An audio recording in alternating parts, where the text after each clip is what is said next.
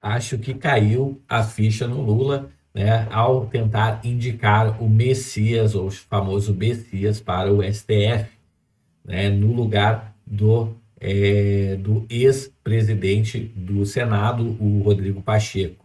O Alcolumbre deve ter dito que não passaria a indicação do Messias. Então vamos entender aqui, pessoal. Então, o presidente Lula e o presidente do Senado, Davi Alcolumbre, após uma reunião, decidiram adiar a indicação ao STF. O presidente Lula decidiu adiar a indicação do novo ministro para depois da sua viagem à Ásia. A informação é do senador Jacques Wagner, do PT, líder do governo no Senado. A expectativa inicial era que o Lula indicasse o Jorge Messias, que atualmente é o AGU, mas ontem, antes da agenda internacional, a importância da decisão fez com que o Lula mudasse de ideia. O Jacques Wagner também é o responsável por articular uma reunião entre o Lula e o presidente do Senado, Davi Alcolumbre, e na reunião o Alcolumbre teria defendido o nome do senador Rodrigo Pacheco para a vaga. Mas, na avaliação do senador petista, o presidente já tomou sua decisão. Então, o Messias ainda segue como o favorito de Lula. A indicação do Lula precisa passar por uma sabatina na CCJ do Senado, que parece que não serve para nada, né, pessoal? Porque essa sabatina aí liberou Zanin, liberou Alexandre de Moraes, liberou Flávio Dino e tantos outros aí, né? Parece que a sabatina não serve para absolutamente nada, né? Então, a oposição, porém, não apoia o favorito ao cargo. O Jorge Messias, apesar de evangélico, incomoda a direita por seu posicionamento progressista, além do forte vínculo com o PT. O Messias, que agora chega à chefia da AGU, já ocupou diversos cargos na esfera pública durante gestões petistas. Os cargos mais alinhados com a sua formação foram em procuradorias de órgãos federais, como a Procuradoria-Geral da Fazenda Nacional, e há, porém, uma passagem pela Secretaria de Regulação e Supervisão de Educação Superior, cargo responsável por autorizar ou não a abertura de novas vagas, cursos e campos no ensino superior público e privado. Pessoal, a gente sabe, na verdade, que o que caracteriza a carreira aqui do Messias foi aquela questão lá, na época que o Lula estava por ser preso, né? Então, ele era uma pessoa completamente fora do radar, desconhecida, e só foi conhecida após o vazamento de uma ligação entre Lula e Dilma, no contexto da Operação Lava Jato, e Messias apareceu no cenário político. Ele que foi a pessoa que levou lá o documento para o que o Lula não fosse preso. Documento dizendo que o Lula era ministro da Dilma, que ela nomeou ele para justamente que ele não fosse preso. Então tá aí, né? Muito provavelmente, o Alcolumbre já está sinalizando isso para o Lula. Muito provavelmente o Messias não passará pela sabatina, né? Então será uma perda para o governo Lula. E muito provavelmente o Pacheco será o novo ministro aí do STF.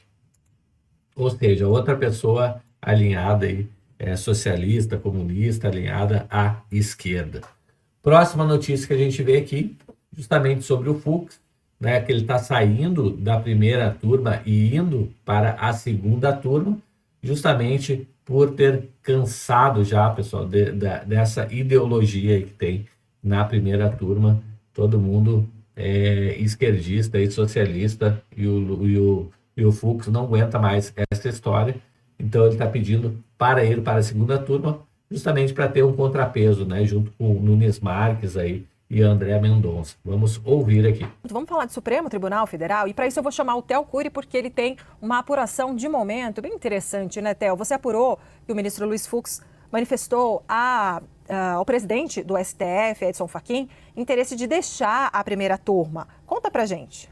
Vamos lá, o ministro Luiz Fux faz parte da primeira turma do Supremo Tribunal Federal, junto com Alexandre de Moraes, Cristiano Zanin, Flávio Dino e Carmen Lúcia. Pediu hoje, dia 21 de outubro, ao presidente do Supremo Tribunal Federal, Luiz Edson Fachin, para trocar de turma, para deixar a primeira turma do Supremo, da qual faz parte, e migrar para a segunda turma do Supremo Tribunal Federal, que é composta pelos ministros Gilmar Mendes, Cássio Nunes Marques, Dias Toffoli e André Mendonça. Por que tem uma vaga aberta? Porque Luiz Roberto Barroso se aposentou. Barroso, historicamente, fez parte da primeira turma do Supremo Tribunal Federal, mas com a ida de Fachin, que saiu da segunda turma para a presidência do Supremo, Barroso teve de ir para a segunda turma do STF. Diante da aposentadoria antecipada dele, abriu-se uma vaga não só no Supremo, mas também na segunda turma do STF. Fux, então, sinalizou interesse ao presidente da Corte, o ministro Edson Fachin, de sair da primeira e ir para a segunda turma. Aí, pessoal, obviamente, né, que o Fux é voto vencido na primeira turma, né? Então, na segunda turma, tem pessoas que estão mais de acordo com os pensamentos dele, que seriam o André Mendonça e o Nunes Marques, né, que seriam pessoas mais isentas, por assim dizer. Próxima notícia aqui, né, a gente vê o Fux também assumindo, né, pessoal, que ele errou e cometeu injustiças no julgamento do 8 de janeiro, que ele deveria ter tratado as pessoas como vândalos e não ter ido nessa onda aí de golpe de Estado e coisa do tipo que ele foi logo no começo. Porque o ministro Luiz Fux votou para absolver todos os integrantes do núcleo 4 da trama golpista, acusado de ser o responsável pela tática de desinformação da organização que tentou um golpe de Estado. Alexandre de Moraes e Cristiano Zanin votaram pela condenação dos réus. Vamos chamar a Thaisa Medeiros, que está acompanhando essa votação, esse julgamento. Boa tarde novamente, Thaisa. Oi, Débora, boa tarde mais uma vez a todos. É exatamente isso. Quem vota agora é a ministra Carmen Lúcia, ela é a penúltima a votar. Fica faltando somente o ministro Flávio Dino, que é o presidente da turma. E aí, então, esse julgamento está perto do fim agora. A ministra Carmen Lúcia já fez algumas ponderações no seu voto, que vale a gente destacar.